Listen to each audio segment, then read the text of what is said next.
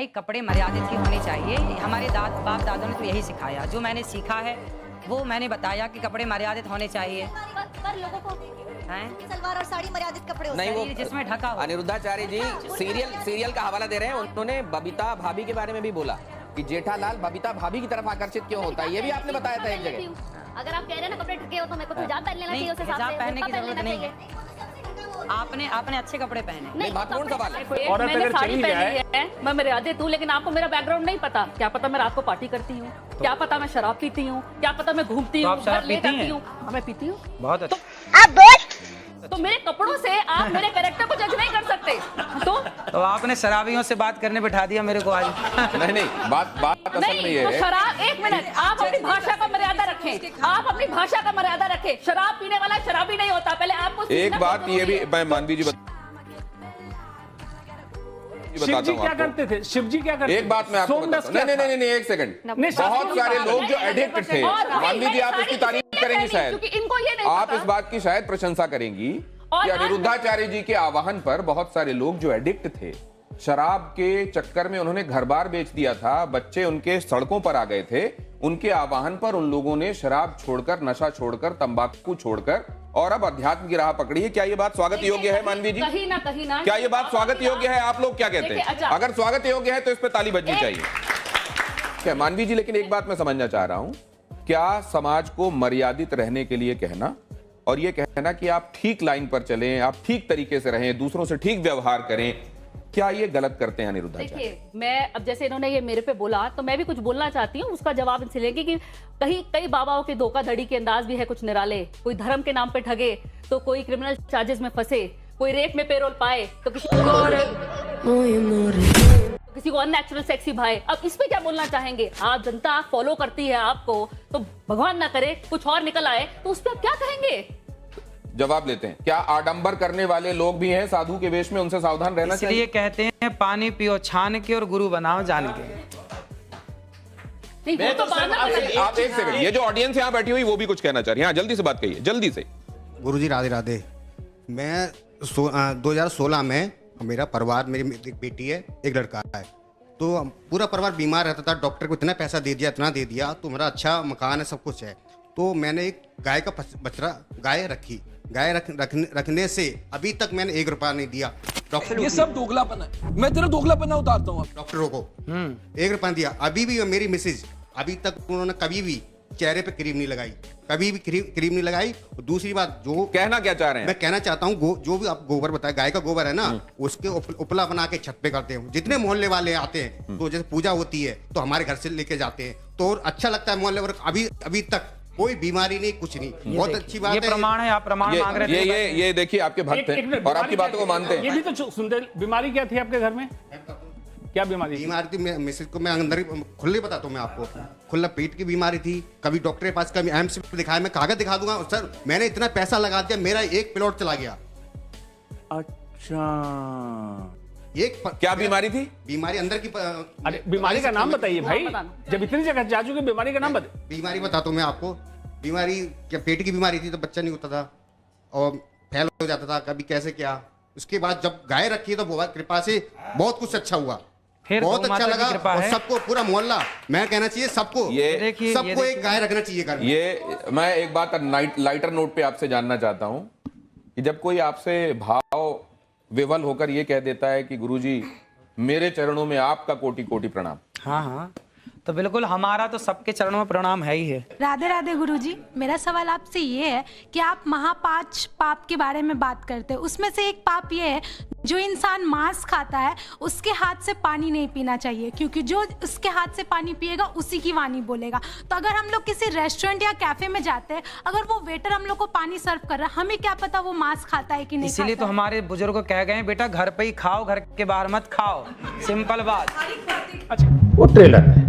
अच्छा, एक नहीं, तो ये जो बातें हैं वो शास्त्र सम्मत हैं, इसलिए मानना चाहिए, या व्यवहारिक भी हैं इसलिए हम उनको लागू कर सकते हैं? आहार शुद्धौ सत्य शुद्धौ लिखा है। तो खेती भी घर पे कर लेनी चाहिए, सब्जी घर पे ही तो होती है खेती बेटा। संभव नहीं आज के परिवेश बेटा, घर पे तो होती है ना खेती। देखो, लाखों लोगों की शराब छूट गई मेरे कहने से।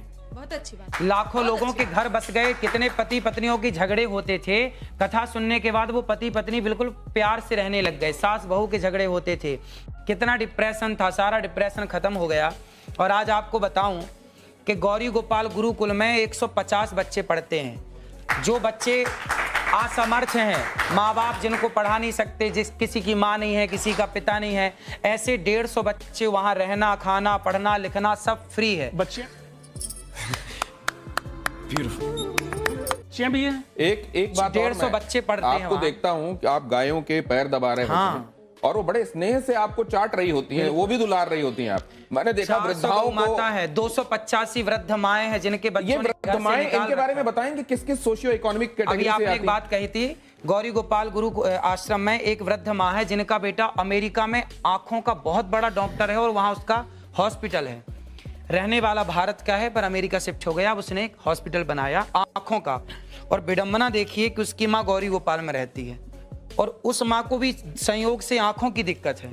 तो अभी मैंने उन माँ का इलाज कराया और अभी उन माँ की आंखें अब ठीक है, थोड़ा मोतियाबिंद हुआ था, कुछ दिक्कत हुई थी, अब ठीक है। आप कई बातों को गानों के माध्यम से लोगों तक पहुंचा देते हैं और कई बार ऐसे गाने जो लोगों के बीच में बड़े प्रचलित और पॉपुलर रहे हैं, वो फिल्मी भी रहे हैं, आप गुनगुना देते हैं।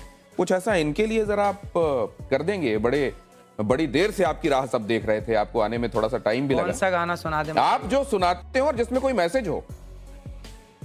इतनी कृपा सांवरे बनाए रखना, इतनी कृपा सांवरे बनाए रखना, मरते दम तक सेवा में लगाए रखना, इतनी कृपा सांवरे बनाए रखना, मरते दम तक सेवा में लगाए रखना, इतनी कृपा।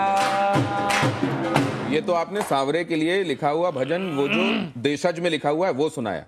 कहाँ से हो आप? महाराष्ट्र से, अहमदनगर जिल्हे से तो आई आप मराठी बोलिए ना, आप मराठी में बात कीजिए। माझ्या आईने थोडेसे पैसे दिलेत गोशाळेसाठी ठीक है। आणि मला तुमचं दर्शन करायचं। आम्ही 5 जण आहेत, खूप आतुरतेने 2-3 दिवसापासून तुमची वाट बघतोय, पण आम्हाला माहित नाही तुम्ही इथं आहेत म्हणून। तो तुमने भी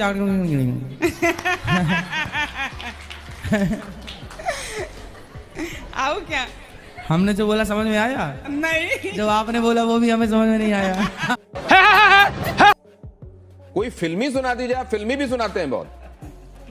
कसमें वादे प्यार वफा सब बातें हैं बातों का क्या, कसमें वादे प्यार वफा सब बातें हैं बातों का क्या। कोई किसी का नहीं है, झूठे नाते हैं, वहां नहीं गए आप? कोई किसी का नहीं ये झूठे नाते हैं नातों का क्या, कसमें वादे प्यार वफा सब बातें हैं बातों का क्या। नहीं, लेकिन आपकी कस्में लोगों की सेवा के लिए, आपके वादे लोगों के लिए, आप आगे भी सेवा करते रहेंगे, वफा उनसे, ये तो सब सच है, हम देख रहे हैं। जरा ये आप तख्ती दीजिए मुझे, यस और नो वाली। जिसकी लाठी उसकी भैंस। ये है, देखिए इसमें क्विक क्वेश्चंस में आपके पास 2 ऑप्शंस होंगे। एक तो ये हाँ का ऑप्शन है और दूसरा नहीं का। आपको जो सही लगे वो उठा दीजिएगा। ये इसी में दोनों हैं। आप हिंदी वाला चाहे हिंदी वाला, अंग्रेजी वाला चाहे अंग्रेजी, आपको ये सुविधा है। अब पहला सवाल मैं आपसे कर रहा हूं, इसमें आपको जो सही लगे हाँ या ना वो उठा दीजिएगा। आप दोनों एक ही कर लें तो ज्यादा अच्छा रहेगा। ये जैसे आपका ये हाँ हो गया और इसको नहीं कर लीजिए। अब आपको जो उठाना है वो उठा दीजिएगा, ठीक है? ठीक। इससे आपको पता भी रहेगा कि ये कौन सा वाला है। अखिलेश यादव का कहना है कि मठाधीश और माफिया एक हैं। योगी आदित्यनाथ का कहना है कि बटेंगे तो कटेंगे। क्या ये सही है? बिल्कुल सही है। राहुल गांधी का कहना है कि भारत में कौशल की कमी नहीं है, बल्कि कौशल रखने वालों का यहां सम्मान नहीं होता। अरे हाँ भाई हाँ।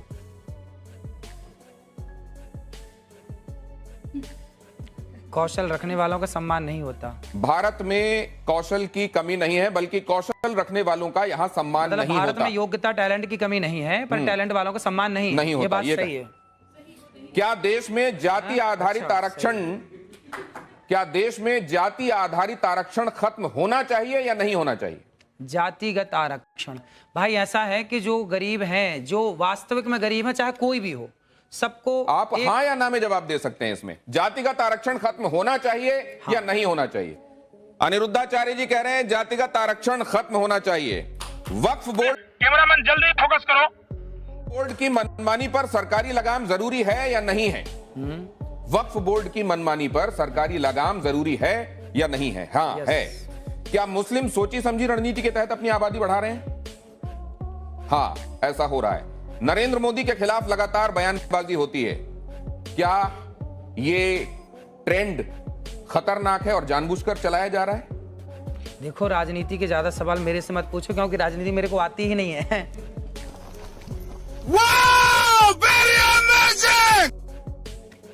राजनीति नहीं आती। ये राजनीति भी शास्त्र इसके संदर्भ में भी बताते हैं। वो जब मैं चाणक्य ने बोला, चाणक्य तो पूरा इसी पे बोल गए। आपके हिसाब से यदि मैं राजनीति पे बोलने लग जाऊं, राजनीति करने लग जाऊं ना, तो फिर राजनेता परेशान हो जाएंगे।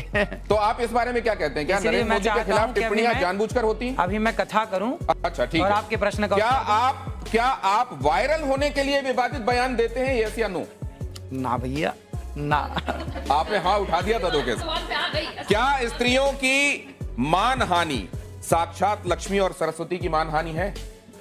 नहीं सारुण के यहाँ कुछ तो गड़बड़ है, जरूर कोई ना। हाँ, स्त्रियों की मानहानि नहीं होनी चाहिए।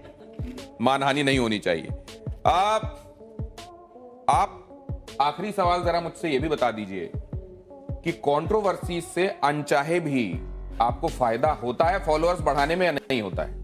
हाँ या ना? देखो, हम लोग फॉलोवर्स बढ़ाने के पीछे नहीं भागते, हम अपना काम करते हैं।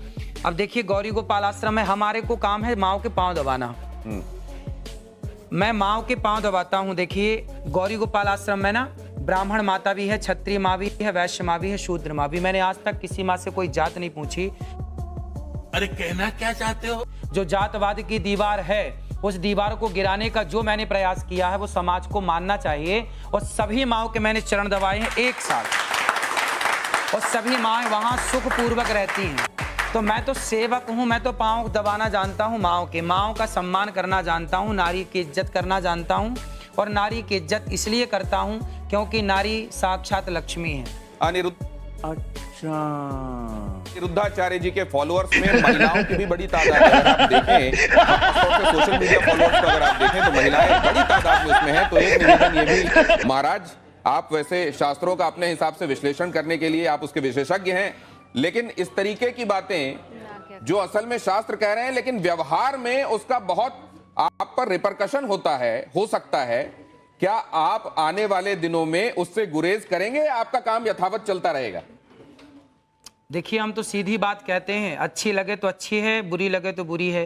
क्या करें, सीधी बात कहने की आदत है। अब जो सीधी बात कहेंगे तो बुरा लगता है कुछ लोगों को। सीधी बात हम कहते रहेंगे, जिसको अच्छा लगता है। नो बकवास, ये तो आप